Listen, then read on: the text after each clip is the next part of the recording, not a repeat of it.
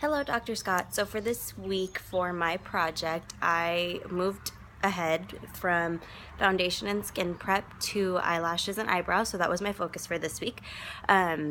Really quick, so last week I worked with primer and moisturizer and foundation to apply to my skin, and so for this week I did the same thing, but instead I added eyebrows and eyelashes to that equation. So for the eyebrows, it was a little difficult in learning how to do them because I never fill in my eyebrows, and so that was probably the biggest challenge for this week.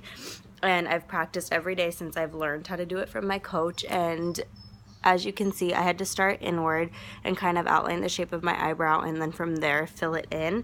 So what I used for that was a pencil to kind of get the shape going, and if you zoom in close you can see the line underneath, and then I filled it in with this gel to kind of fill in any kind of sparse spaces and white spaces between my eyebrows. And so I still kind of have some right here, which is the work that I kind of have to do and work up to in continuing to practice. And then for the eyelashes, this part was also difficult because I had to learn how to cut them to form to my eyes, because some are bigger and smaller, and just because I cut a certain amount on one, the other one could also need more or less. It just kind of depends on the shape of my eye, and both eye shapes are different, and I didn't know that. So that was kind of difficult as well. And if I zoom in really closely, I cut this one too short and this one too long. If I close my eyes, they're both different sizes. So I have some work to do still on these two areas. It was a lot more challenging than last week, because last week's lesson wasn't as difficult.